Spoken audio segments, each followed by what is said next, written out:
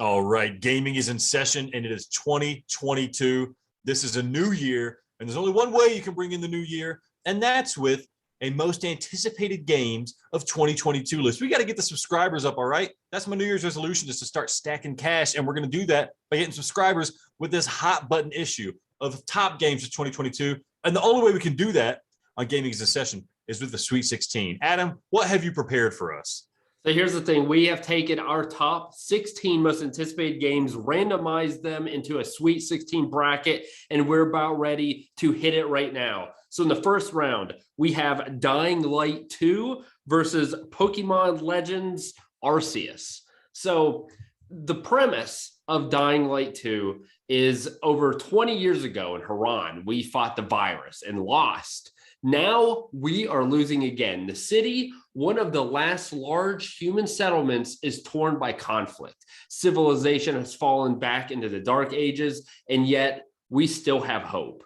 So what I love about this is one of the games that was pretty high up on my list, is that you have this vast open world that you explore. You have, they call it creative and brutal gameplay and combat. So you're using weapons and melee attacks. It's very fast. It's very dynamic. I love that. The choices and consequences. So you can shape the future of the city with your actions and actually watch how it changes. I think that probably increases replay value and then just makes it much more interesting plot wise. And then there is a 2 to 4 player co-op where you can host your own games or join others. And that, I think, is pretty intriguing. Do you know much about Dying Light 2? Are you looking forward to it? What are your thoughts? I have not played Dying Light 1. I am looking forward to Dying Light 2 because I know Dying Light 1's really supposed to be good.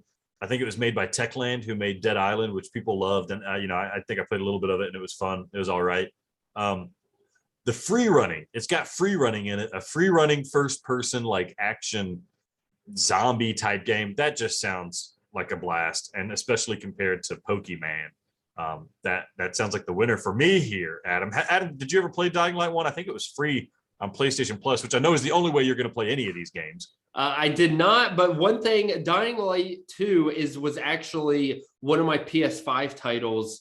Back in the day, I made a video like the ones I'm most looking forward to, and that was on it. I know it's not in virtual reality, but it looks like a game that would be just like in VR, like game of the year potential. It looks incredible.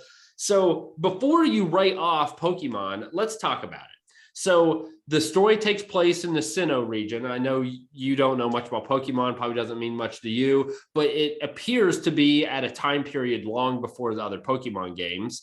So the reason this game is very intriguing is it's open world. It's the first Pokemon game that's open world. And to catch the Pokemon, you have to study their behaviors, sneak up on them, throw the Pokeballs, or do what's necessary to disarm them so you can catch them. Obviously, you can battle the wild Pokemon and trainers and their ally Pokemon. And so they mention you're just near these wild Pokemon, you will seamlessly enter the battle, and then it is intended to provide an immersive experience. So the fact that, I used to play the old Pokemon games. I haven't played the new ones, but they have a great base foundation in that there is so much replay value because there are so many Pokemon and so many different teams and things that you can do within the game. It motivates you to keep playing over and over. I love that. I also like that this game not only is open world, so provides more content, but also it strategizes more on catching the Pokemon. The fact that you have to study them, stalk them, that is very intriguing to me. Back in, the Pokemon Blue and Red days where I was, I mean, you lowered their HP, you put them to sleep, and you chucked Pokeballs at them. That's how every battle was done, somewhat mundane. This is a lot more intriguing. So the question is, and this does come out January 28th. So is there enough to make you even consider Pokemon advancing? So this for me, as somebody who never played Pokemon, didn't really care for it. As Pokemon progressed, it got less and less likely that I was going to play them because it just seemed like too many Pokemon. Knowing that this is like a prequel, I guess it's way before all the other ones. That makes me feel like I can kind of get down on like a ground floor ish thing. The open world aspect sounds good, but I have a feeling that the basic gameplay end to end is going to be just as boring as the original Pokemon. I do like the idea of kind of like that Pokemon Snap thing, like figure out how you can get the Pokemon to do something so that you can capture them. But I will be honest with you, I could not see myself enjoying more than 30 minutes of this game, whereas Dying Light sounds like a game I could finish and complete. If I had to put a pre-order down on one, it would be Dying Light, man. Certainly not Pokemon. It's also funny because you haven't finished a game since 2017. I know. Our second matchup, God of War Ragnarok and Starfield. So I'm going to have you tell me a bit about Starfield because I am very unfamiliar with this game. Yeah, everybody's unfamiliar with Starfield. All we know about Starfield is that Bethesda's making it, which, all right, big flag to everybody. It's going to be an Xbox, maybe PC exclusive. But this is a game that they've been working on for years and years and years, and we're still not seeing anything, although they gave us a release date of November 11th, 2022. But the only thing I really need to know about it is that it's Bethesda, with all the money in the world, making a game that reminds me of Mass Effect, and it's going to have the gameplay of something like Fallout and Skyrim, which, while isn't that revolutionary anymore, it's still enjoyable, and it's still a way I can enjoy playing kind of an open-ended RPG. The little bit you see in the trailers and screenshots does me well. You see a gun, you see some space exploration. That sounds really exciting. And I'm not one for high fantasy, so Skyrim's story doesn't do too much for me, but for some reason, the same basic story, but in space, just gets me going. So that's what I'm all about on Starfield there. I mean, unless they do something really weird, I don't see how it could be a failure unless it's just buggy as hell. So Starfield just sounds like a total winner. And everybody's hyped for it, and there's no reason we shouldn't be. It's a great company with a ton of money, putting out a great game that we all have heard about, but we just want to play. We want to see it. We want to play it. Well, the issue for Starfield is that is going against God of War Ragnarok, obviously the sequel to one of the most critically acclaimed games in history. So for this, Kratos and Atreus, his son, must journey to each of the 9 realms and search for answers as they prepare for the prophesied battle that will end the world. So this allows you to venture deep, not only into the realms, but they are searching for answers about the forces preparing for war, while also exploring the stunning mythical landscapes, gathering allies, and learning more about them as a family and their place, I guess, in the universe and the realms. So I played the God of War on PSP. I played a bit of it on the PlayStation. The things God of War has going for it, one, obviously, AAA title, tons of fans. It has a really strong foundation for the series already moving forward. The graphics look incredible. I think this has the potential to utilize the PS5 tech that I think really could put it over the edge. And then it does look like fun, intriguing gameplay. What do you think about God of War? My issue with God of War, no, it sounds great, looks great. And I know it's going to be probably one of the highest rated games of the year for sure. I got two main issues. Do you think it's going to be because it is or because it's a AAA title, real quickly? I think it's because it is going to be a great game. Like, not just because it's a AAA title, that's a known development studio doing something they know how to do, and it's something everybody wants to see more of. But my two main beefs with it, especially compared to Starfield, is there's a lot of been there, done that. They're using the same engine, so it's going to be like if you liked God of War on the PS4, you're going to like God of War Ragnarok, but it's not going to tread new ground. I can't imagine. I mean, the footage we saw, it just looks like new levels of the last game. The other thing, and it's not a bad thing, but it just kind of holds it back with respect to Starfield. It's also coming out on the PS4. So it's last gen gameplay, last gen tech that's been prettied up and beautified to be played on the current gen, which, yeah, 120 frames per second, sure, that'll be cool. Or 4K 60, that'll be cool. But you're still playing a PS4 game that just looks good on a PS5, whereas Starfield is going to be next generation technology. Yeah, it's Xbox exclusive, so you're not going to get DualSense stuff, but it's going to be a mind-blowing experience. It's going to have ray tracing. It's going to have huge worlds with, minimal load time, all that fancy stuff you want to see in this next generation of games. And it's going to be fresh. It's going to be a fresh story. It's going to be some fresh gameplay that we haven't seen before. And it's a new IP. And that's why I think Starfield's got to take it,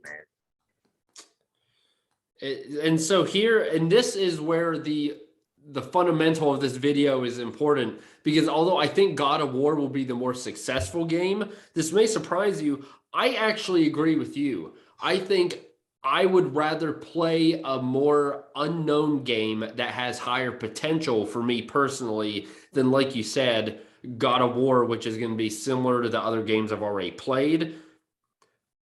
Because this is my most anticipated, I would go with Starfield. How about you? Yeah, got to go with Starfield. Adam, I just know you. Here's the issue. You hate when they have like some character that pulls at your heartstrings, and that's exactly what Atreus is. You're not going to care about your kid running around with you, and that's what this game's all about. Is do you feel like a good dad to this kid? Maybe he dies. Who knows? Maybe you die. Something like that's got to happen. You're not going to like it. It's not going to. You're going to think it's cheesy, and it probably will be cheesy, and people will love it. But that's fine. You're not going to like it. This ain't near Gestalt, am I right? You're right about that, buddy. Okay, next matchup. Little Devil Inside versus Arc Raiders. And I'm gonna tell you what, I'm gonna go and get this off my chest, because this Arc Raiders is a game that came out of nowhere, and I am beyond freaking hyped, dude. It's another one of those games that no one I think knows about, or I've never heard of it, and I don't know anyone talking about it.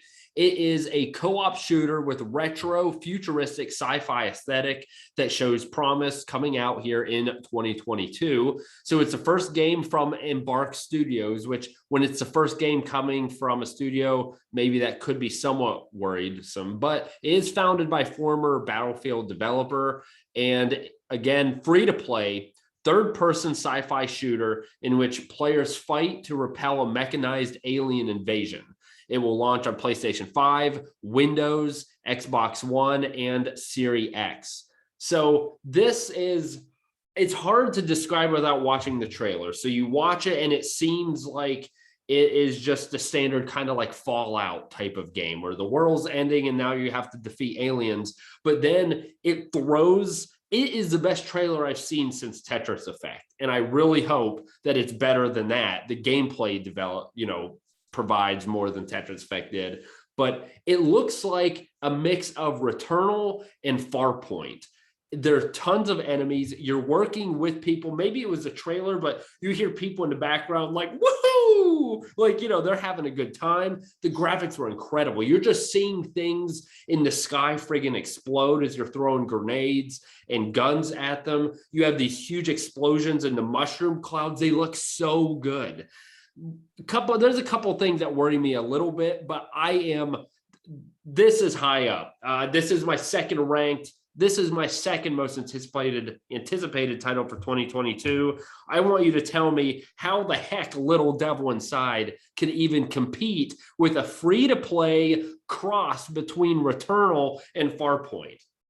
So free-to-play is one of those things that always sets off a red flag to me, but we'll talk about that later. Little Devil Inside is one of the first games that they announced for the PS5. It was on those like launch sizzle reels that they had, and it was maybe the most intriguing game to me. The game just oozes style and charm. I really, from the trailer, I really, really, really just want to know what's going on when the character gets pooped out into a toilet. They showed a little bit more at one of the Sony things, and it kind of quelled my appetite for it, but the game just looks fun.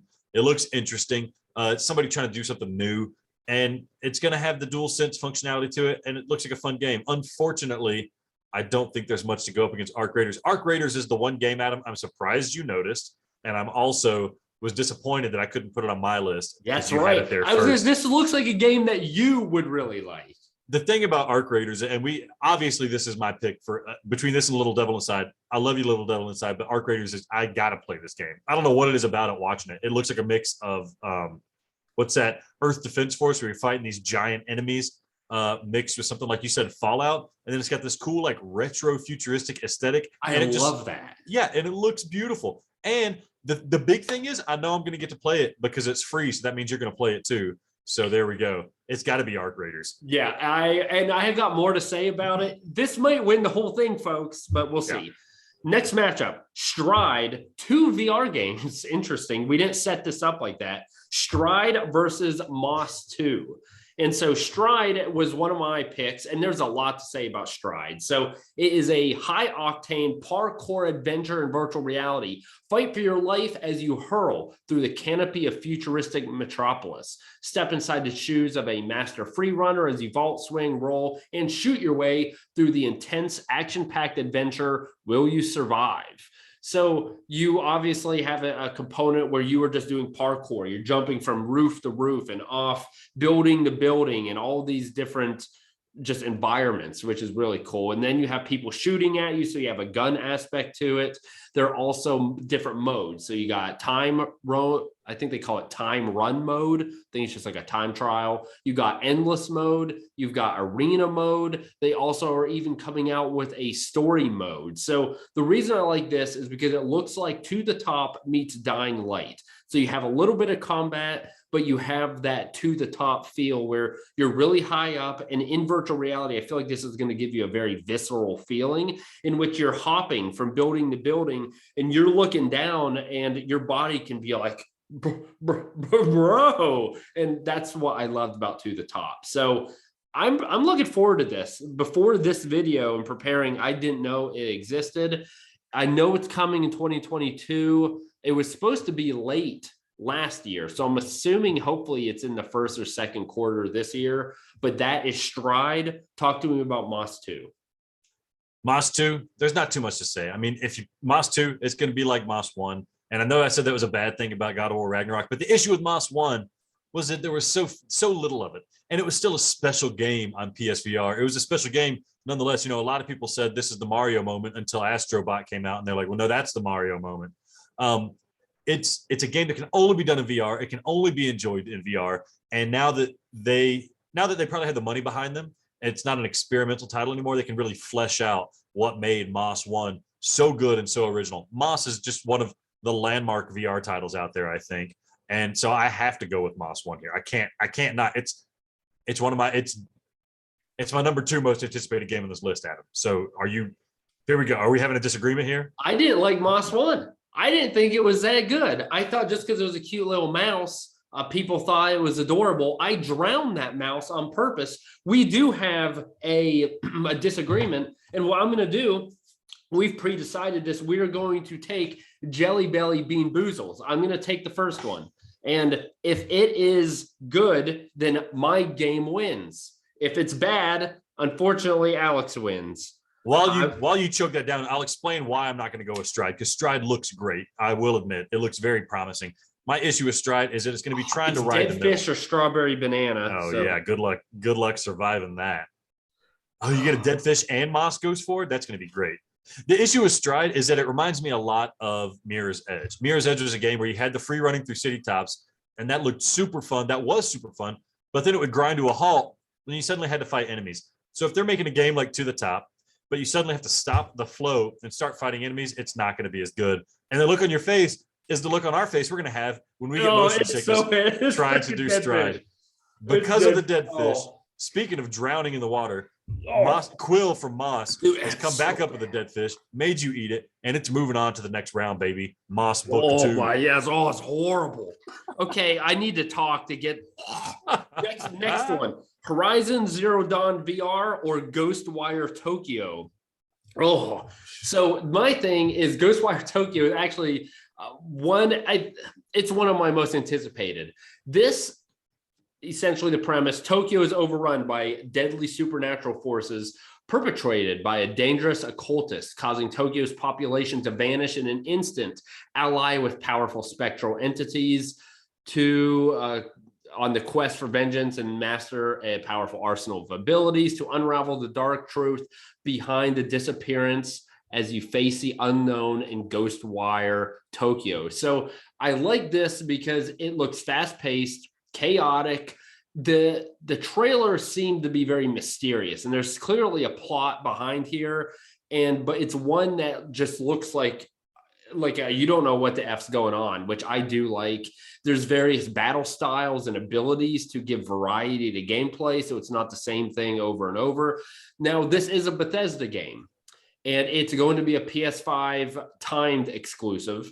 And to me, I think that could be a risk. I've seen some Bethesda games. You're right, as you mentioned earlier, they have tons of money and resources, but I've also seen them lay some eggs. So it's either going to be really good or it could be a dud. Not sure. To me, this is clear winner against that VR game, but I like the fact that there's interesting subject matter. It's going to use the PS5 tech. It looks like a next-gen game. The graphics are good, and there's a lot of content to pique your interest here, but maybe you can convince me, because I do love me some VR. Maybe you can convince me on Horizon Zero Dawn. I'll say this about Horizon Zero Dawn VR. It was announced like 2 days ago at CES 2022. I don't give a crap about Aloy or whatever her name is. Aloy, yep. Whenever I play this game, the only thing Horizon Zero Dawn VR means is that it means I'm playing PSVR 2. So this isn't even being hyped for Horizon Zero Dawn VR. It's me being hyped for PSVR 2. I'm actually not too hyped about Horizon Zero Dawn VR because watching the little bit they showed, I get a very strong feeling this is going to be like one of those 2-hour tech demos where you're supposed to be like, gee whiz, am I actually in the world? Look, it's so crisp and beautiful, but the gameplay is not going to be there. I would be more interested if it was Horizon Zero, like if it was a Horizon game in third person, still in VR, like Astrobot type situation. That would be really exciting. I have a feeling that they're not going to go that route. It's Guerrilla Games. They make good stuff. And it's Fire Sprite Studio, who made Persistence, which is excellent. So there's a lot that could go right with it, but I really get the feeling this is going to be like a pack-in PSVR game that like might be free or cheap, and it might just not be like the next level VR game that we're really hoping it's going to be in terms of gameplay. Having said all that, I kind of hype myself up for it more. Ghostwire Tokyo has some pros and cons to it. The pros, when it was first announced, it looked incredible. They had that woman who was like one of the lead developers on it. She was super pumped about it. So I was like, oh, this is great. Bethesda with a passion project with notable developers. This is going to be a winner. And then like right after they announced it, she bounced. She pieced out of the studio, left to go work on some other game. And that made me really curious about it. Then they showed the trailer and it gave me strong Breakdown vibes, which is kind of a lesser known Xbox title. All first person, looks awesome. And this game looks like that. So with that, I think I got to go with Ghostwire Tokyo. As much as it pains me to say, I'm not. If I could have put PSVR 2 on the list, I would have. And that's what this is supposed to do.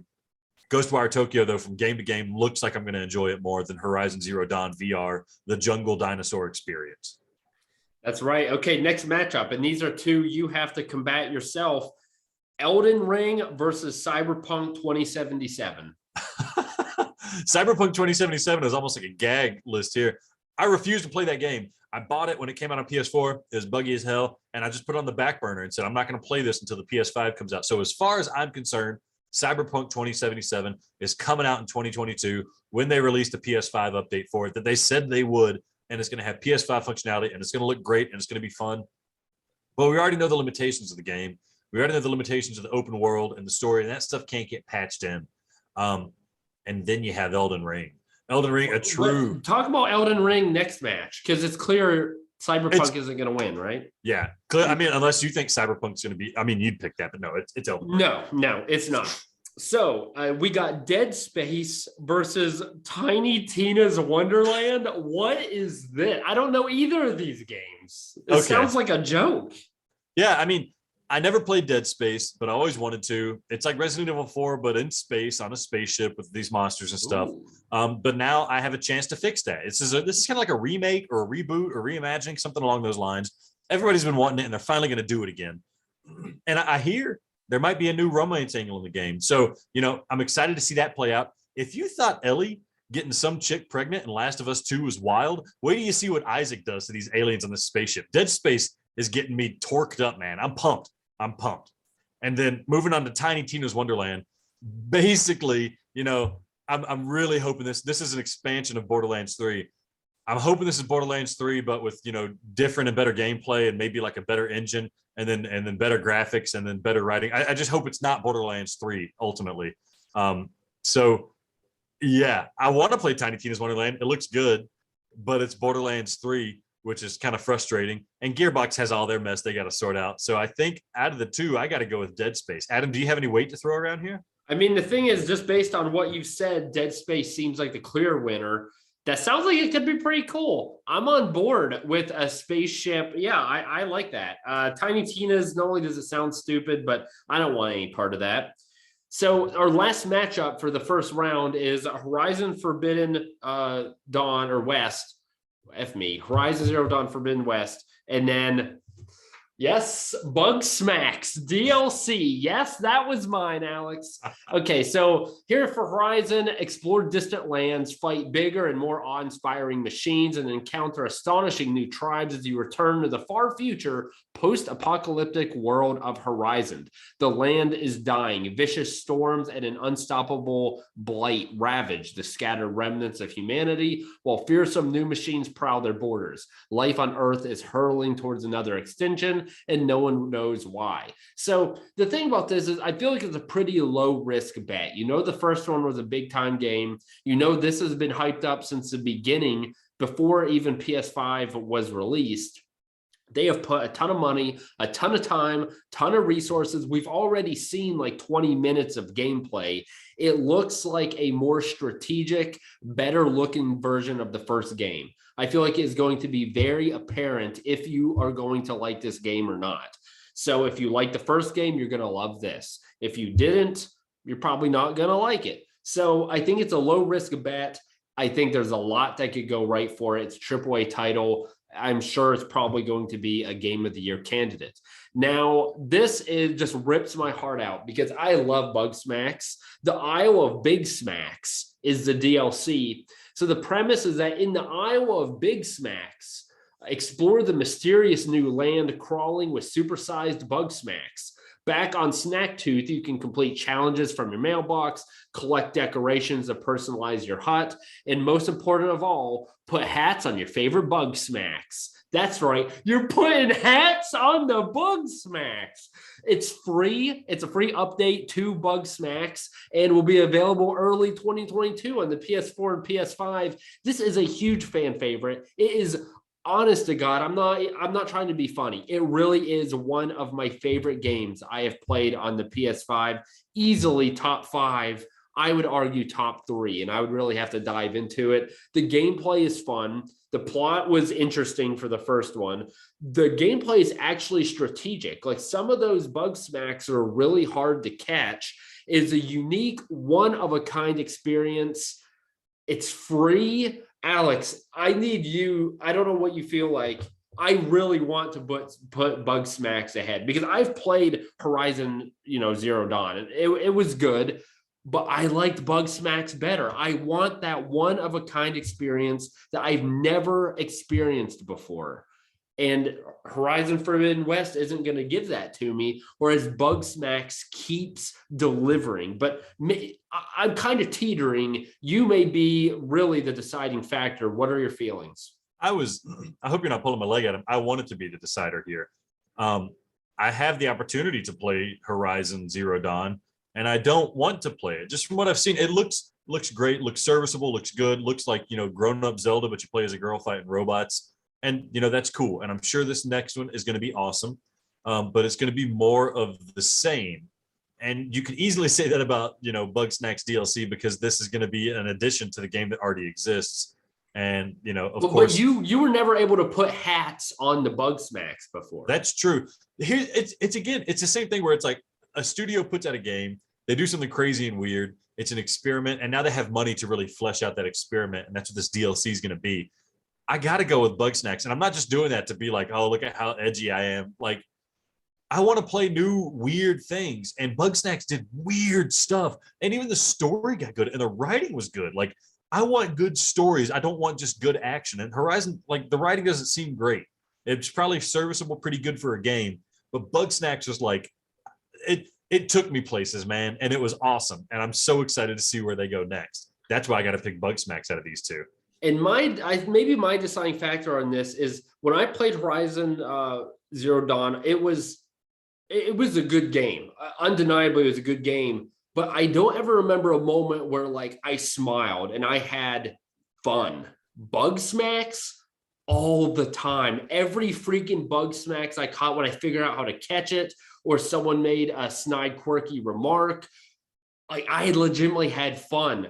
Okay, Bugs, I can't believe it. Yeah. And remember, this is our most anticipated, so you can't tell us that we're wrong. Bugsnax is moving on, baby. Yeah. I got more to say about Bugsnax, man. I'm getting hyped for it all. Yeah, I know, but we got the next round. Okay, next round. Round dose right now. Dying Light 2 and Starfield. So these will be a little quicker because we've already talked about the majority of them. So what I want to kind of cover here is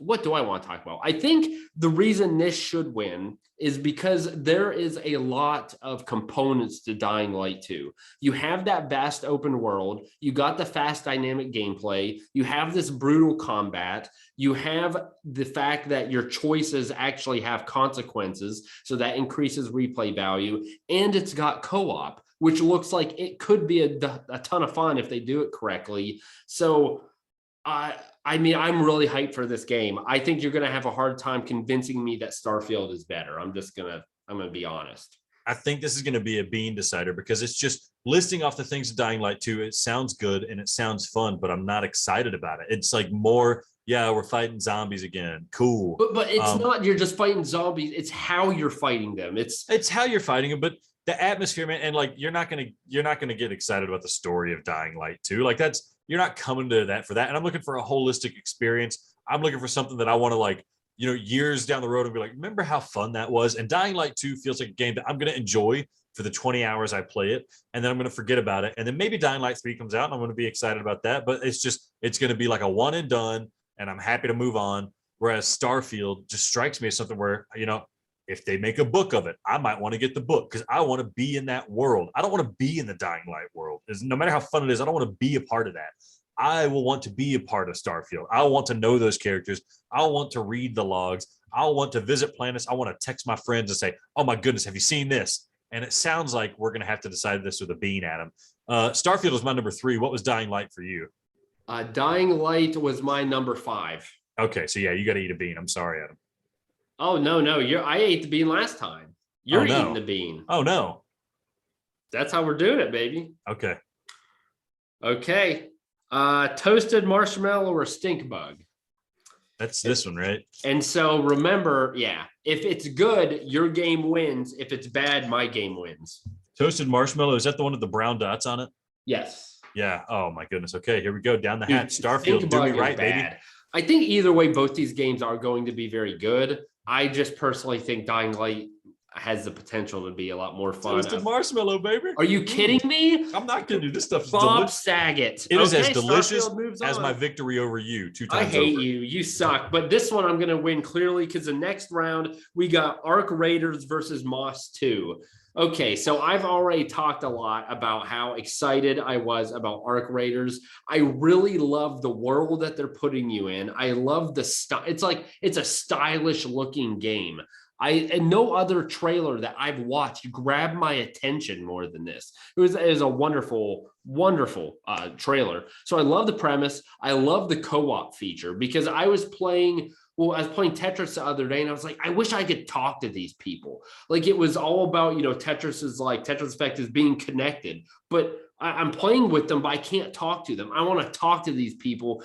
And if you're playing a game where you're competing, it's a little more intimidating to talk to them. But if you're on a team fighting this AI huge monster, it looks like the machines in Forbidden West. Like it just looks so cool. And there's so much variety and landscapes and monsters and ways to attack. And I really think that not only are the graphics stunning, which I mentioned before, but if they use the PS5 tech with the haptic feedback and the adaptive triggers, honestly, I am dead serious. It looks like it has the potential to be Game of the Year. I know it won't because it's not a AAA title. It's not one everyone knows, but I am hyped for this game. You are going to have to do something ungodly to convince me that it is not going to win over Moss 2.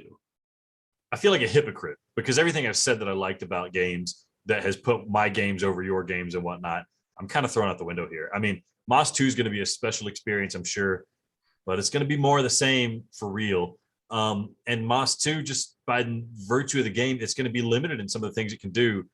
Whereas Arc Raiders just seems to have so much potential. I guess I'll put it this way. If there's one thing that I like more than being told a good story, it's having a really good emergent story pop out of it, where things aren't scripted. This, nobody's gonna have the same experience, but cool stuff happens that just pops out because of how the game works. And that's what Arc Raiders looks like it's gonna have. Throw in the next, the really engaging gameplay. Moss is fun and it's engaging in its own way, but not with gameplay. The gameplay of Arc Raiders looks really engaging and really, really special. I got to go with Arc Raiders. And I'm sorry to say that to Moss. Moss was my number 2, but I really just think Arc Raiders, 5 years down the road, I'm going to remember Arc Raiders. I put my money up that I'm going to remember Arc Raiders and be like, I liked that. I want that. Yeah, I'm pumped. Okay, next one. We got Ghostwire Tokyo and Elden Ring. So I know we're going to go head to head on this. So with Ghostwire Tokyo, along with everything I've already said, you can experience the stunningly rendered rain-soaked Tokyo with PlayStation 5 next-gen ray tracing technology and 3D audio. Utilizes and you can feel the supernatural skills firsthand with the haptic feedback, the adaptive trigger for every single combat ability and character action within the game. I just really like the idea that this looks like something new. Elden Ring is going to be another Dark Souls. We've seen it before. I'm sure it's going to look pretty. I don't know. Does it have PS5 tech? Because I know it's cross compatible. I don't know. I thought it was a PS5 exclusive. Maybe is it? Okay. I thought it was. I didn't do research on it, so you would know better than me. So I hate those games. I hate Elden Ring. I hate Demon Souls. I hate Dark Souls. I hate Bloodborne. I hate all of them. I don't want to play it. So this is going to probably come down to a beanbag. I mean, the real thing about Elden Ring is, it's true next gen. It's not a remake. So Demon Souls for PS5 was brilliant, but it was still constrained by the fact that it was a PS3 game that looked good, and they remade it so it felt new, but it was still just the design of that prior generation. This is their chance to really open up that Soulsborne gameplay that we all love and we all cherish. We want to see more of, and it's more open world than the other ones were, so that's exciting.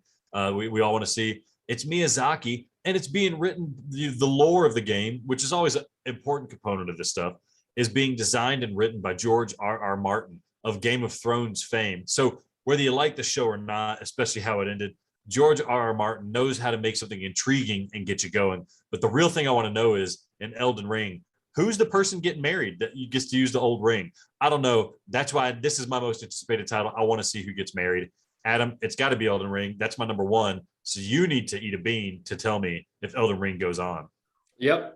Here we go. Okay, it's buttered popcorn or rotten egg. Son of a gun. This is the best because you're eating bad beans and losing, and I'm eating good beans and winning. This is the best. This will ruin your night.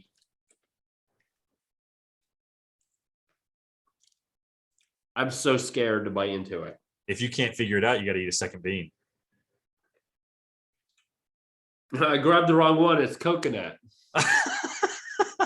Second bean. Second. Do I win? Bean. Oh my God. No, you don't win. It's coconut. I hate you. Okay. Second I do. Bean. Second bean. Buttered popcorn. Don't do that to me. Elden Ring goes down like that? Yes. Oh my God. Sorry, baby, Elden Ring. What did it lose to? I didn't even hear what stupid game it was losing to. Ghostwire Tokyo. It doesn't matter because I already bought the pre-order for Elden Ring, even though I swore I'd never pre-order a game. I'm going to get a statue. You're going to be so jealous when you play Ghostwire Tokyo. Dead Space versus Bug Smacks DLC, the Isle of Big Smacks. This is... so I've pretty much said everything I know about, Bug Smacks, but everything I said holds true. I'm not going to reiterate myself. It's just a fun friggin' game. And it's one of the games last year in 2021 I remember most. So I want more. I want a sequel to Bug Smacks. Try to convince me if you have anything else to say about Dead Space. Dead Space Space has way more potential than Bug Smacks. I'll give it that. It's going to have a longer length, but does that mean it really has much more potential? No, it has potential to be like a really excellent game, like a really wonderful experience. And I mean, it's right up your alley with those kind of games that you like. Like it's almost like it's like a slower paced Doom, and I know you like Doom VFR. It can so easily go so right, but unfortunately, here's here's my issue, and I'm looking at this from the viewpoint of like, if I could only pick one of these two games to play, I feel like I have to pick Bugsnax because of two reasons for Dead Space. Dead Space has a very good chance of getting delayed, and Dead Space feels like it's been in like development hell. Like they've tried to restart this over and over again, and they haven't quite got it off the ground. And now when they come back to it, it's like they're going to miss that magic. And there's a chance that's not going to happen, but it still feels like it's a non-zero chance that it is going to happen. It sounds like it's going to come out of the gate and be like a solid 7 out of 10. Whereas Bugsnax, it's just, I know what it's going to be, and I'm going to be so happy about it. And I know I need to play it. So that's why Bugsnax goes forward. Yes, we have our final four. It is Starfield versus Arc Raiders and Ghostwire Tokyo versus Bugsnax. Note that you only have one in here. 3 of my games got in. So Starfield versus Arc Raiders. I want you to put forth an argument for Starfield. I can't because we've seen Arc Raiders. This makes it too easy for you. We've seen Arc Raiders. Starfield, again, development hell. There's a high potential. I think it's been in development for like 10 years or something like that. And, maybe they scrapped it and started from scratch, and that's what this new iteration is that we've seen. But they announced it a long time ago, and it doesn't bode well when they start developing a game on one generation. They got to kick it to the next generation. Then they got to kick it to the next generation again. Everybody's going to be hyped for it. At the end of the day, Skyrim, to me, was good, but not great. And I don't think that the sci-fi aesthetics is going to put it over the top.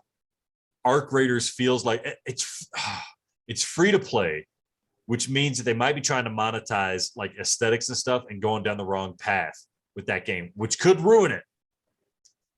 But I want to play Arc Raiders more. Yeah, I think the things it has going for it, we've already talked about the style. We've already talked about how good the gameplay looks. I like the fact that it is, cross-play. It's on Xbox, it's on PlayStation, it's on computer. So you are going to be able to easily find games. This is going to be a very viable game for a long time.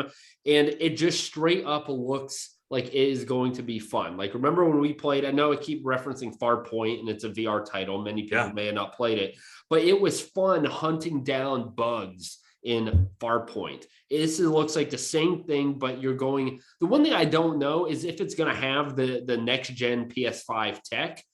I think it will. I think it's a next gen game. Let me double check. I mean, it's next gen, but with it being on Xbox and PC, are they going to really focus enough on the PS5 aspect of it to incorporate that? I mean, if so, that would be incredible. So I do think this has more potential. The best thing I can tell you to do if you're watching, go watch the trailer. It will change your mind immediately if you are on the edge. It is so good. Arc Raiders moves to the final championship round. On the opposite side, Ghostwire Tokyo versus Bugsnax, the Isle of Big Smacks. And Alex, the same, like, I really have a hard time putting down a game that is fun. Like, I have a hard time, although Ghostwire Tokyo is going to be the more quote unquote impressive title. It's going to have better graphics. It's going to probably have a more mysterious and potentially more immersive plot. There's more going for it, but Bugsnax is just fun. So it's really hard to put a game over something that is fun. And the thing I'm hoping for is that this DLC will be just as, if not more successful than the actual game. And then that's going to lead to a Bugsnax 2, an actual sequel. And that's why I'm hopeful for it. What are your thoughts? I mean, here's the real talk about this is that Ghostwire Tokyo is like a full game, like it's a game. It's a big full game coming out. Yeah. And that, again, it has the potential to be great. Bugsnax is a DLC, and it's like an indie title, an indie darling title. But I'll be damned if it wasn't just so awesome. The writing, the dialogue. It's very rare that I enjoy people talking to me in games, and Bugsnax made me enjoy that. I have to pick Bugsnax out of these two. And I'm not doing that to be precious and be like, oh, look at me, I like artsy games. This game is It was so good. I want more of it. I need more of it. And if I had to take one of these things out of 2022, I'd be happier to take Ghostwire Tokyo out of 2022 so that I can leave Bugsmax in. Yeah, I think there is, without a doubt, there is nothing that could come in my path that will prevent me from playing the Isle of Big Smacks day one. I may take off work, by golly, and I'll download it at midnight. I'm going to play the heck out of it in one sitting. I'm not that excited about Ghostwire.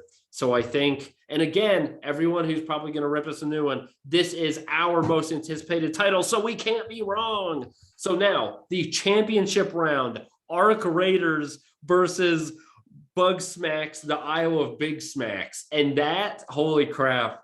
Oh, Alex, I don't... It's a decision. I think I know what my decision is, but I want you to tell me what you think. I think the logic that I had comparing Ghostwire Tokyo to Bugsmax still holds, comparing Arc Raiders to Bugsmax, in that Arc Raiders is a game, like a big full game, and it has more potential. And Bugsmax is like an indie darling type situation. I think what puts Arc Raiders above, say, something like Ghostwire Tokyo is that it does have the style and it does look gorgeous, and the gameplay almost seems to promise to be more engaging. And so kind of thinking the same way, if I had to deny myself one, that's hard to say. If I had to deny myself one game out of these two at the expense of the other game, I would have to pick that I would deny myself Bugsnax so that I could play Arc Raiders. And that makes Arc Raiders my most anticipated game out of these two. Yeah, it's real weird because we rarely are on the same page, but that is exactly what my feeling is. Both of them are free games, so there's no risk in it.